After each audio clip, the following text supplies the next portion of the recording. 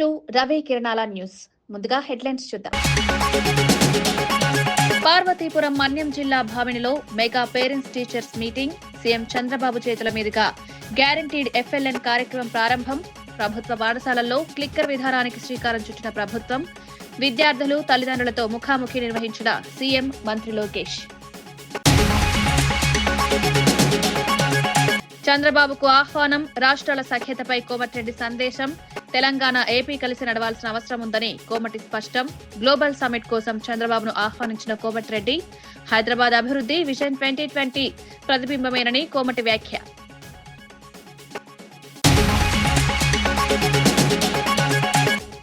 Parakamani case విచారణలో పాక్షికత స్పష్టమని Bhumana fire. CID విచారణ రాజకీయ ఒత్తిడికే సాగుతోందని భూమన ఆరోపణ. టీడీపీ నేతల అబద్దాలకు భూమన ఘాటు సమాధానం. నన్నే టార్గెట్ చేస్తారా? విచారణపై భూమన తీవ్ర ప్రశ్నలు.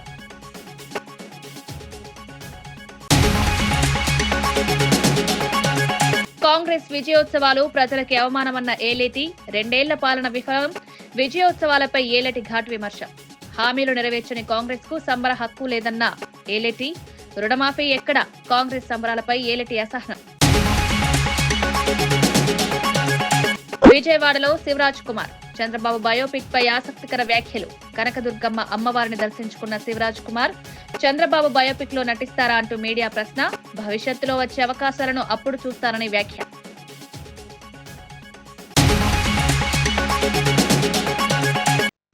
రాష్ట్ర భవిష్యత్తు పూర్తిగా పిల్లల ప్రతిభ, విద్యా నాణ్యతపై ఆధారపడి ఉంటుందని ముఖ్యమంత్రి చంద్రబాబు స్పష్టం చేశారు.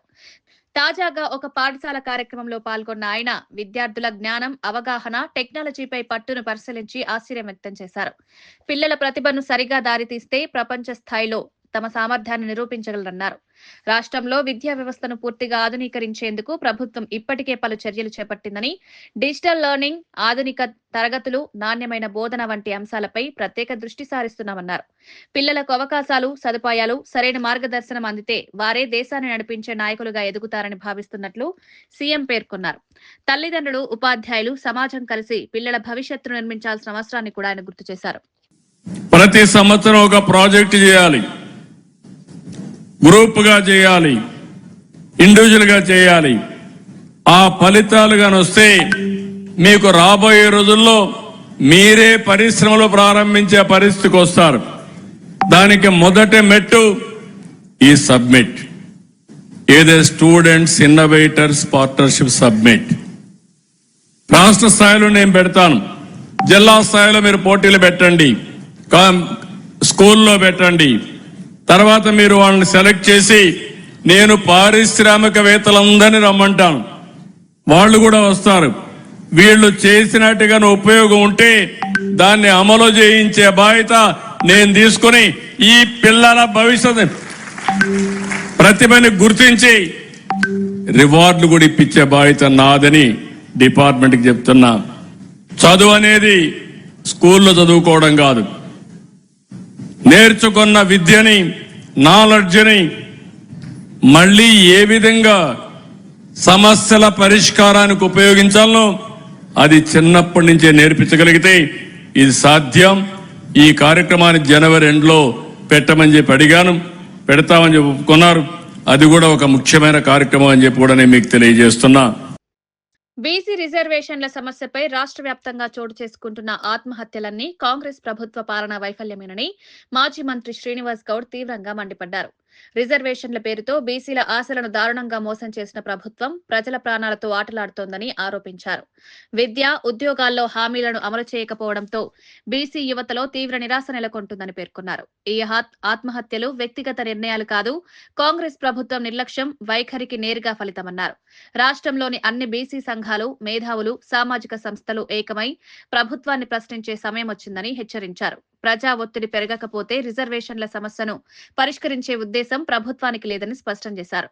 బీసీల హక్కుల కోసం ఆయన తాను ఎక్కడైనా ఎప్పుడైనా పోరాడేందుకు సిద్ధమన్నారు. ప్రజా వ్యతిరేక విధానాలపై రాష్ట్ర వ్యాప్తంగా ఉద్యమాలు మరింత ఉధృతం చేస్తామని పిలుపునిచ్చారు. మంత్రిత్వ శాఖ లేదు, ఇక్కడ ఈ ప్రభుత్వం అయితే పూర్తిగా తడిగుడ్డ వచ్చి కోసేస్తుంది. అందరి ఐక్యమై కొట్లాడి సాధించుకుందాం తప్ప ఇట్లా మనం ఆత్మహత్యలు చేస్తూ పోతే ఇక మనం కష్టమవుతుంది. మీలాంటి వీరులు ధైర్యంగా ఒక్కసారి రివర్స్ గా ఆలోచన చేయండి. ఏమైనా సాధించవచ్చు, ప్రాణానికి తెగించిన ఏమైనా చేయొచ్చు. కనుక ఈ ప్రభుత్వాన్ని ఎట్లా మనం గడగడలాడించాలి, ఇలాంటి మోసపూరిత ప్రభుత్వాలను ఎట్లా మట్టి కరిపించాలి, పోరాట పంత ఎట్లా ఎన్నుకోవాలి అనే దాని మీద మీరు అందరూ ఆలోచించారు. మేధావులందరూ కూడా ఆలోచించారు. దయచేసి మేము పార్టీల పరంగా మేము ఉన్నాము, మేము కొట్లాడడానికి సిద్ధంగా ఉన్నాం. తెలంగాణ ఉద్యమ తరహా అందరం కలిసి వచ్చే వాళ్ళందరినీ ఐక్యం చేసి ఒక ఏకైక లక్ష్యంతో ముందుకు పోవడానికి మేము అందరం కూడా ప్లాన్ చేస్తా ఉన్నాం. అనునిత్యం మేము కూడా దాని మీదనే ఉన్నాం. దయచేసి చాలా మంది కూడా బయట నుంచి అందరూ కూడా సహకరిస్తున్నారు. మరి ఎవరు సహకరించలేకున్నా మనమైతే కొట్లాడదాం, కొట్లాడితే ఏదైనా సాధించవచ్చు. కనుక దయచేసి ఆత్మబలిదానం వైపు చూడకండి, పోరాటాలు ఎట్లా చేద్దామని వైపు చూడండి. అందరు ఐక్యంగా అండి. ఈ ప్రభుత్వానిదే బాధ్యత ఇది. అక్కడ ఆదిలాబాద్ లో ఆత్మహత్య చేసుకోవడానికి ప్రభుత్వమే బాధ్యత, నల్గొండలో జరిగినటువంటి సంఘటనకు ప్రభుత్వమే బాధ్యత, ఈ రోజు ఈ ఆత్మహత్య చేసుకోవడానికి కూడా ప్రభుత్వమే బాధ్యత. ఏం జరిగినా ప్రభుత్వానిదే బాధ్యత. ఇక ఇక్కడి నుంచే మనం ప్రారంభిద్దాం. దయచేసి ఖచ్చితంగా అందరినీ ఐక్యం చేసి ఈ మోసం చేసిన వాళ్ళని మట్టి కరిపిద్దాం. మీరు కూడా ఓట్లు వేసేటప్పుడు ఆలోచన చేయండి. దయచేసి ఎవరికి ఓటేయాలి ఆలోచన చేయండి. మీరు ప్రజలు కరెక్ట్ గా ఆలోచన చేయనందుకు ఇన్ని కష్టాలు వస్తా ఉన్నాయి. ప్రజలు కూడా ఆలోచన ఎప్పుడైతే చేస్తారో, తమిళనాడు తరహా ఆలోచన చేస్తారో వీళ్ళందరూ చక్కగా అవుతారు. ఓట్లు వేసేది మనం, కూర్చోబెట్టేది మనం, మళ్ళీ అడుక్కునేది మనం. కనుక వేసేటప్పుడు ఆలోచన చేస్తే ఈ పరిస్థితి ఉండదని చెప్పి తెలియజేస్తున్నాం. ఖచ్చితంగా ఎక్స్గ్రేషియా 50 లక్షలు ఇవ్వడం కాకుండా పూర్తి బాధ్యత ప్రభుత్వాన్ని. పరకామణి వ్యవహారంలో న్యాయస్థానం ఇచ్చిన ఆదేశాలకు విరుద్ధంగా సిఐడి విచారణ జరిగిందని వైఎస్ఆర్సీపీ నేత, మాజీ టీటీడీ చైర్మన్ భూమన కరుణాకర్ రెడ్డి తీవ్ర ఆగ్రహం వ్యక్తం చేశారు. న్యాయస్థానాలపై, న్యాయమూర్తులపై తనకెప్పుడు గౌరవమే ఉన్నప్పటికీ విచారణలో స్పష్టమైన పాక్షికత కనిపిస్తుందన్నారు.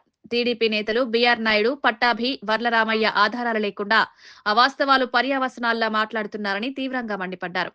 టీటీడీ బోర్డులో ఉన్న ఇతర సభ్యులను విచారణకు పిలవకుండా కేవలం రాజకీయ ఒత్తిడి కారణంగా తనను మాత్రమే లక్ష్యంగా చేసుకున్నారని ఆరోపించారు.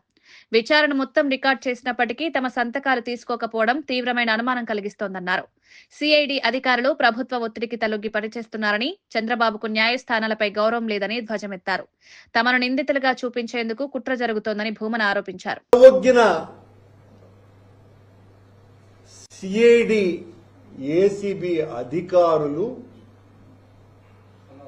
న్యాయస్థానానికే మస్కా కొట్టినారు, టోకరా వేసినారు.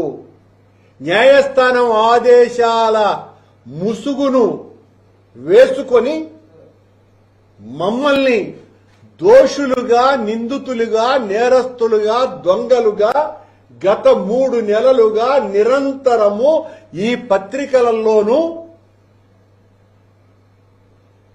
ఈ ప్రసార మాధ్యమాలలోనూ మమ్మల్ని తిట్టించటానికే ఈ విచారణను సాగించినారు. ఈ విచారణ సాగినన్ని రోజులు నిజానికి విచారణ అధికారులు వాళ్ళెవరు కూడా ఎవరిని ఏమి విచారించినాము అన్నది చెప్పరు.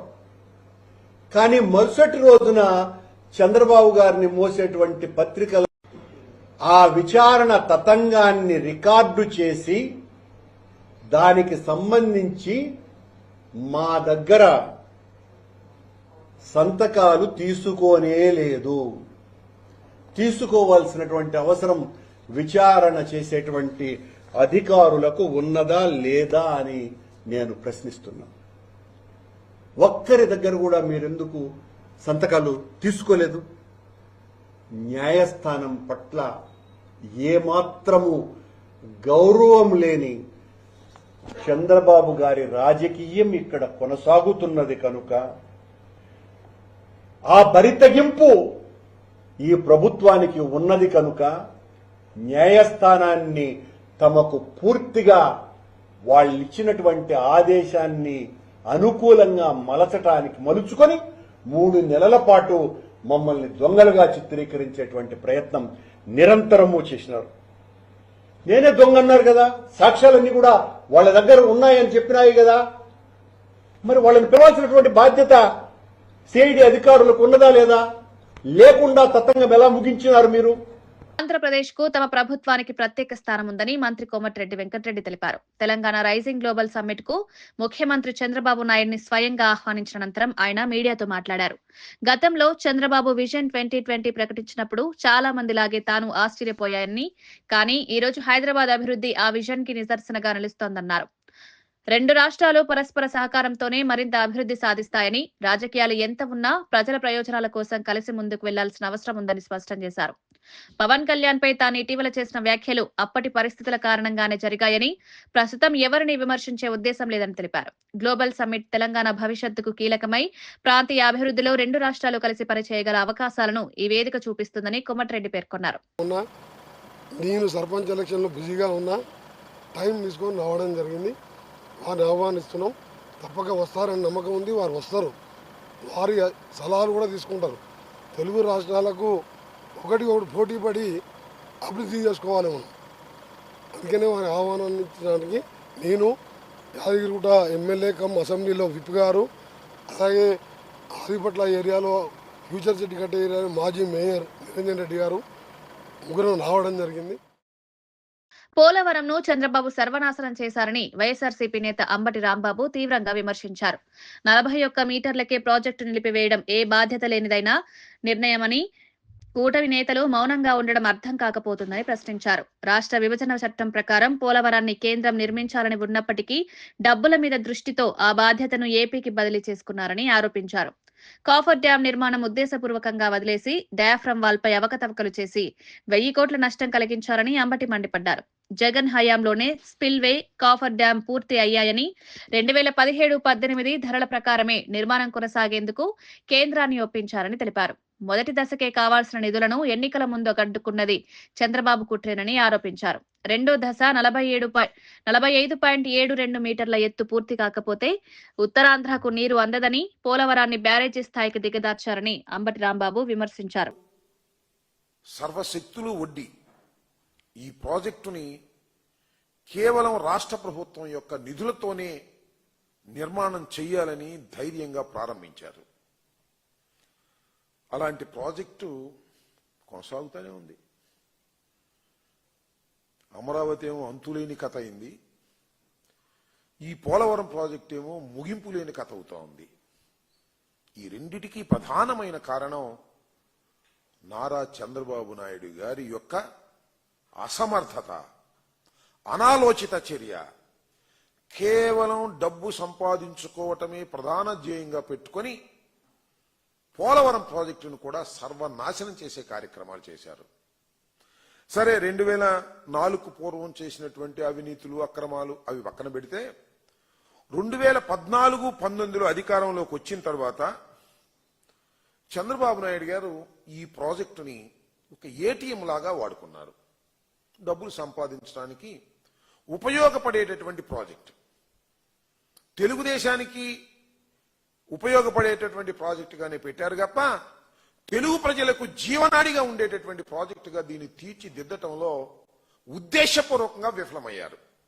ఎందుకు ఉద్దేశపూర్వకంగా విఫలమయ్యారని చెప్తున్నానంటే, సరే రాజశేఖర రెడ్డి గారు దీన్ని రాష్ట్రం యొక్క నిధులతోనే పూర్తి చేయాలని భావించిన తరువాత రాష్ట్రం విడిపోవలసిన అనివార్యమైన పరిస్థితి వచ్చినప్పుడు కేంద్ర ప్రభుత్వం ఈ ప్రాజెక్టుని మేమే కడతాం, ప్రతి పైసా కూడా మాదే, మేము పూర్తి చేసి రాష్ట్రానికి ఇస్తాం, ఎందుకంటే హైదరాబాద్ లాంటి ఒక మహాపట్టణాన్ని మీరు కోల్పోతున్నారు కాబట్టి, ఆదాయం తగ్గుతుంది కాబట్టి, మీకు నష్టం జరుగుతుంది కాబట్టి అని భావించి మొత్తాన్ని మేమే కడతామన్నారు. అన్ని టోటల్గా కడతామని చెప్పి విభజన చట్టంలో పెట్టారు.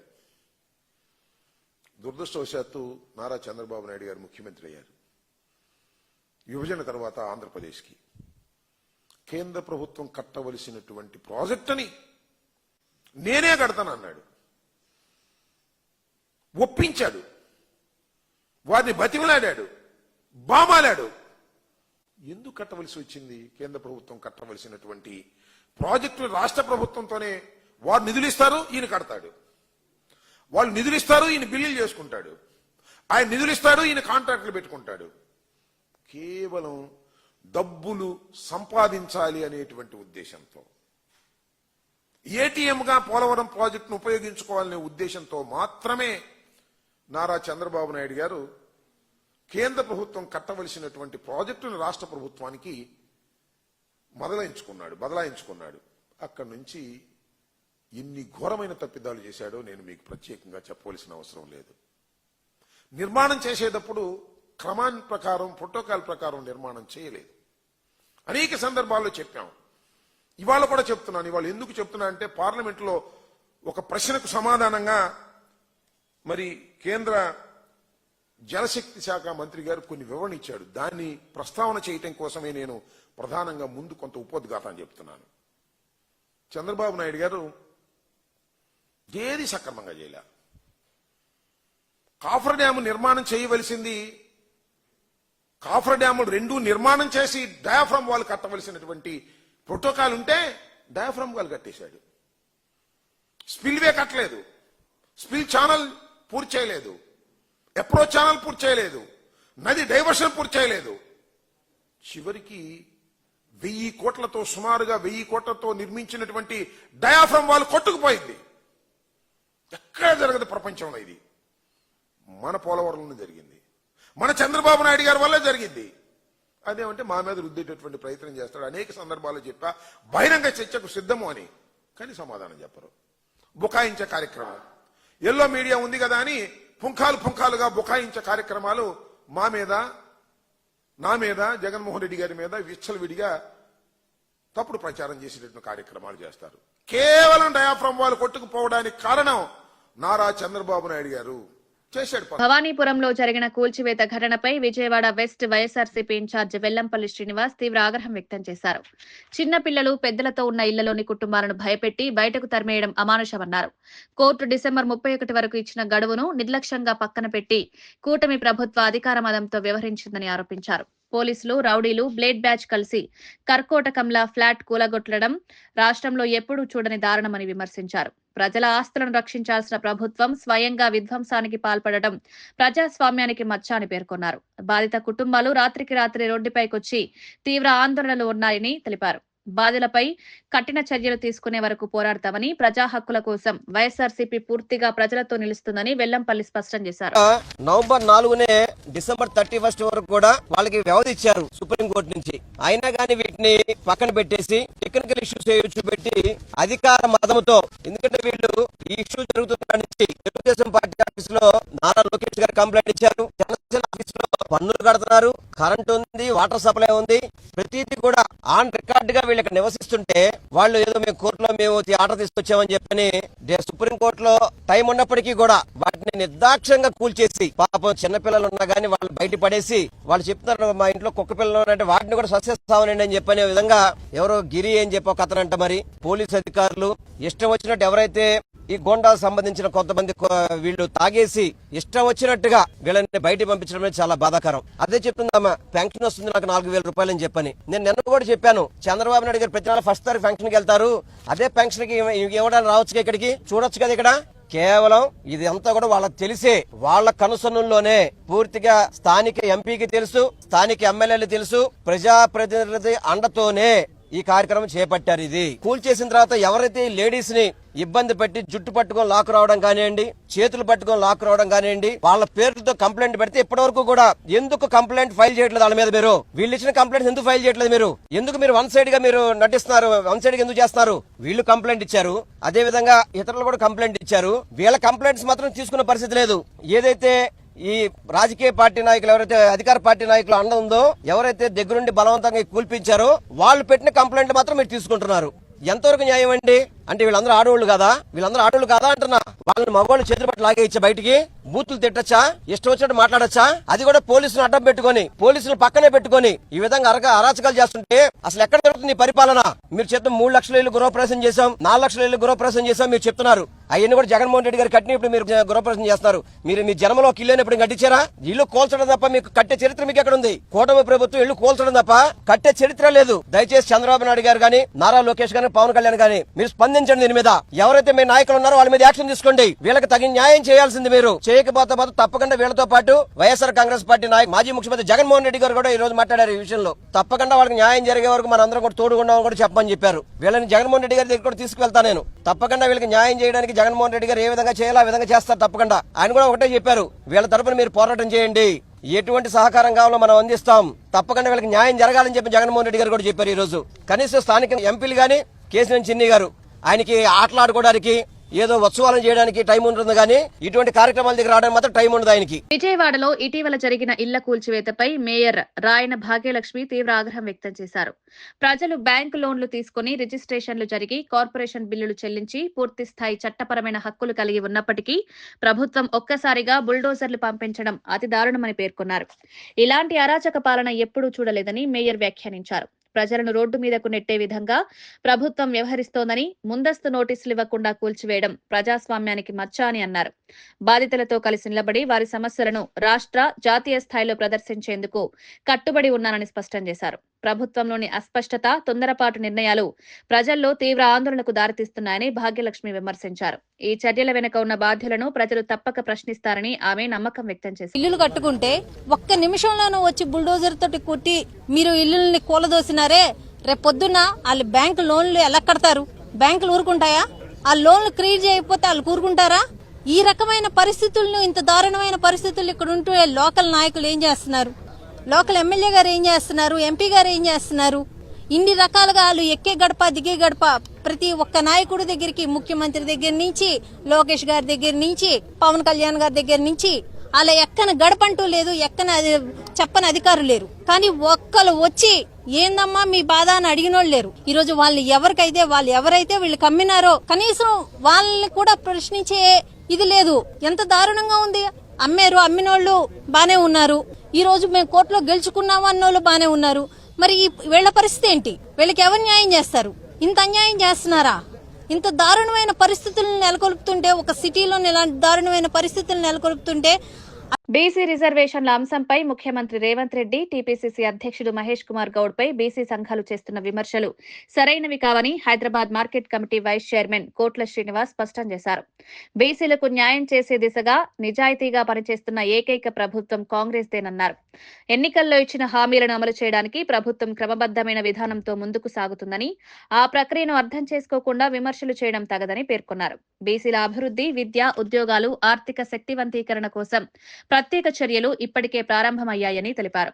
సమాజం మొత్తం అభివృద్ధి చెందాలంటే బీసీలు బలపడాలని, ఆ దిశగా ప్రభుత్వం స్పష్టమైన రోడ్ మ్యాప్ తో పనిచేస్తోందన్నారు. రాజకీయ ప్రయోజనాల కోసం కొందరు చేస్తున్న విమర్శలను పట్టించుకోవద్దని, బీసీలకు కాంగ్రెస్ ప్రభుత్వం అండగా ఉంటుందని కోట్ల శ్రీనివాస్ భరోసా ఇచ్చారు. మద్దతుగా నిలబడి ఆ రోజు మరి జంతర్ మంతర్ లో విజయం చేసే సంగతి బీసీ సంఘాలు మర్చిపోయినాయి. అదే విధంగా మీరు రాష్ట్ర బంద్ ఇస్తే సాక్షాత్తు మా పిసిసి అధ్యక్షుడు బొమ్మ మహేష్ కుమార్ గౌడ్ గారు పాల్గొని కాంగ్రెస్ పార్టీ మద్దతు, ఆ రోజు ప్రభుత్వంలో మేము ఉన్నప్పటికీ కూడా మీ బంద్కు మద్దతు తెలిపిన సంగతి మర్చిపోయి ఈరోజు రేవంత్ రెడ్డి గారి మీద, అదేవిధంగా మా పిసిసి ప్రెసిడెంట్ మీద అవాకు చెవాకులు పేరడము తగదని సందర్భంగా హైదరాబాద్ ను భవిష్యత్ తరాల అవసరాలకు తగిన విధంగా అభివృద్ధి చేసే స్పష్టమైన ప్రణాళికతో కూటమి ప్రభుత్వం ముందుకు సాగుతోందని TPCC general secretary doctor Charan Kaushik Yadav తెలిపారు. హైదరాబాద్ ను కాలుష్య రహిత నగరంగా సుస్థిర అభివృద్ధి దిశగా నడిపించేందుకు హిల్ట్ పాలసీని ప్రభుత్వం తీసుకువచ్చిందన్నారు. కాకుండా హైదరాబాద్ సిటీలో కూడా కొన్ని ప్రాంతాల్లో కాలుష్యం ఎదిలే ఇండస్ట్రీస్ పెద్ద ఎత్తున ఉన్నాయి కాబట్టి అవన్నిటిని కూడా జోన్ చేంజ్ చేసినట్లయితే ప్రధానంగా కంపెనీలు పెట్టుకున్న వాళ్ళకి లాభదాయకం ఉంటుంది. అదే కాకుండా వాళ్ళు బయటికి వెళ్ళి భూములు కూడా కొనుగోలు చేయడానికి ఈజీగా ఉంటుందని చెప్పి ప్రభుత్వం భావించి ఒక గొప్ప నిర్ణయం తీసుకొని 45 రోజులలో ప్రాసెస్ కంప్లీట్ చేస్తాం, 9 రోజుల కాలం పాటు టైం ఇస్తే దాన్ని రాజకీయం చేసే ప్రయత్నం బీఆర్ఎస్ పార్టీ కేటీఆర్ గారు చేస్తూ ఉన్నాడు. ఏకంగా భూ యజమానులను బెదిరించే ప్రయత్నం కేటీఆర్ గారు చేస్తా ఉన్నారు. అంటే మెడికల్ కాలేజీల ప్రైవేటీకరణ రాష్ట్రానికి తీవ్రమైన నష్టం చేస్తుందని వైఎస్ఆర్సీపీ నేత, మాజీ మంత్రి సీదిరి అప్పలరాజు మండిపడ్డారు. ప్రజా సంపదను అక్రమంగా దోచుకునే ప్రయత్నం ఇదే తప్ప అభివృద్ధి కాదని ఆయన ఆగ్రహం వ్యక్తం చేశారు. ప్రైవేటీకరణను ఆపాలని నిరంతరం పోరాటం చేస్తున్నామన్న అప్పలరాజు, తమ మాట వినకుండా ప్రభుత్వం ప్రజలకు అందుబాటులో ఉండాల్సిన వైద్యాన్ని వ్యాపారం చేస్తోందని విమర్శించారు.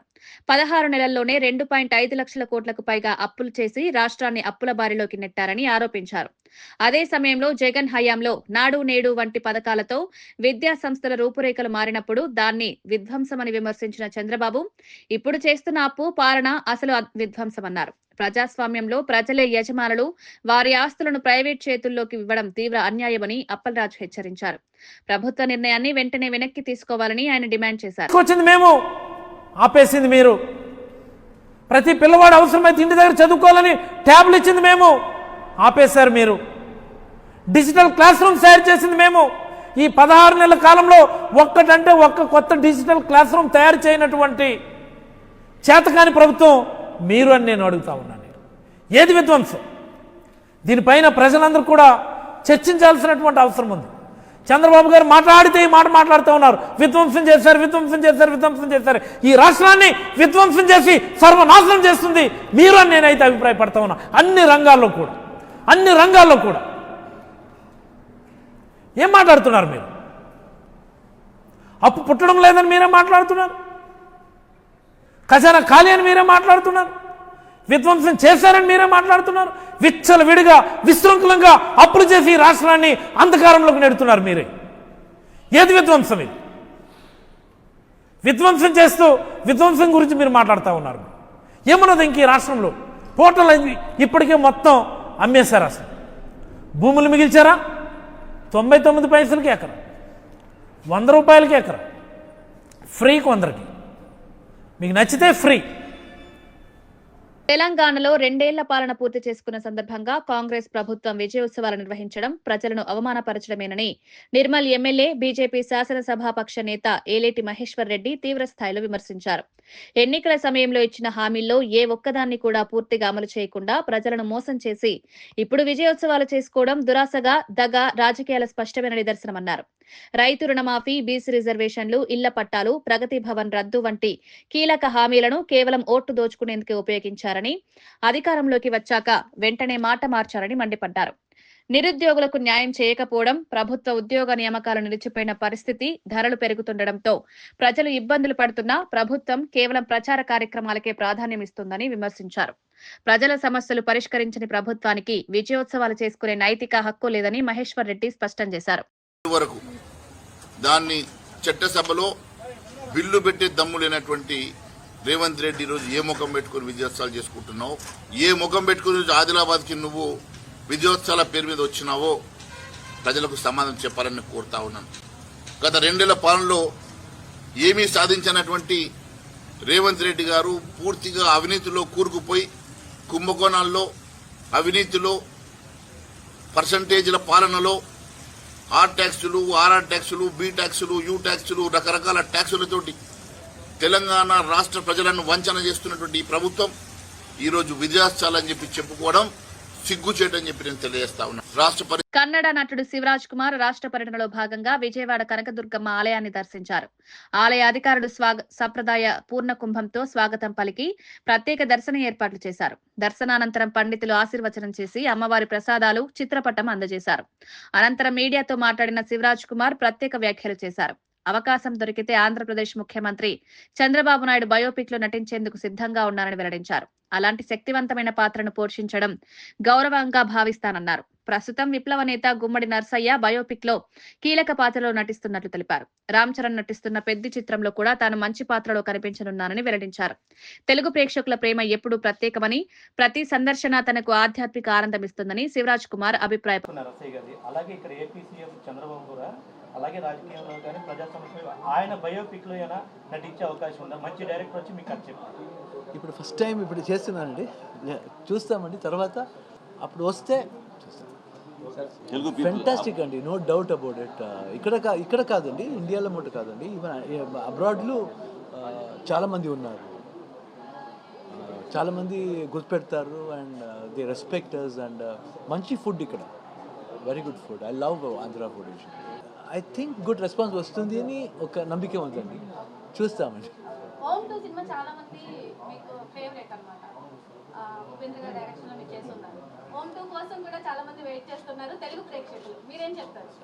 ఉపేంద్ర అలాగే ఉపేంద్ర చెప్పానండి, ఉపేంద్ర ప్లీజ్ స్టోరీ చేయండి ఓం 2ని, వస్తుంది ఓం 2.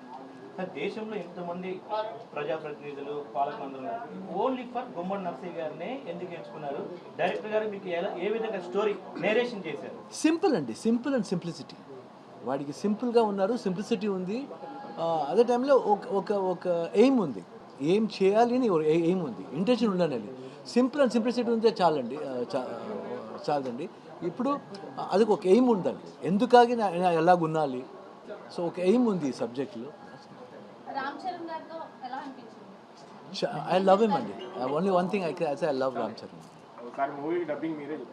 చెప్తా 100%. Yes yes.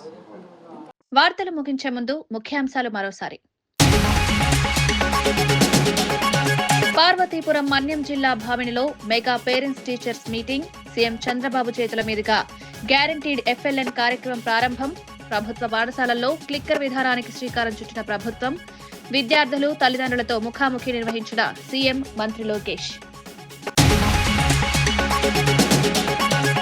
చంద్రబాబుకు ఆహ్వానం. రాష్ట్రాల సఖ్యతపై కోమటిరెడ్డి సందేశం. తెలంగాణ, ఏపీ కలిసి నడవాల్సిన అవసరం ఉందని కోమటి స్పష్టం. గ్లోబల్ సమ్మిట్ కోసం చంద్రబాబును ఆహ్వానించిన కోమటిరెడ్డి. హైదరాబాద్ అభివృద్ధి విజన్ 2020 ప్రతిబింబమేనని కోమటి వ్యాఖ్య.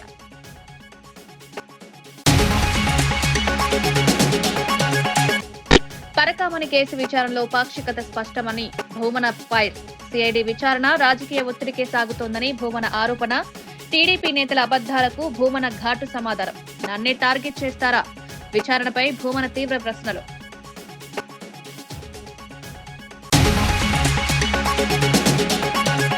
కాంగ్రెస్ విజయోత్సవాలు ప్రజలకి అవమానమన్న ఏలేటి. 2 ఏళ్ల పాలన విఫలం. విజయోత్సవాలపై ఏలేటి ఘాటు విమర్శ. హామీలు నెరవేర్చని కాంగ్రెస్ కు సంబర హక్కు లేదన్న ఏలేటి. రుణమాఫీ ఎక్కడ? కాంగ్రెస్ సంబరాలపై ఏలేటి అసహనం. విజయవాడలో శివరాజ్ కుమార్. చంద్రబాబు బయోపిక్ పై ఆసక్తికర వ్యాఖ్యలు. కనకదుర్గమ్మ అమ్మవారిని దర్శించుకున్న శివరాజ్ కుమార్. చంద్రబాబు బయోపిక్ లో నటిస్తారా అంటూ మీడియా ప్రశ్న. భవిష్యత్తులో వచ్చే అవకాశాలను అప్పుడు చూస్తారని వ్యాఖ్య.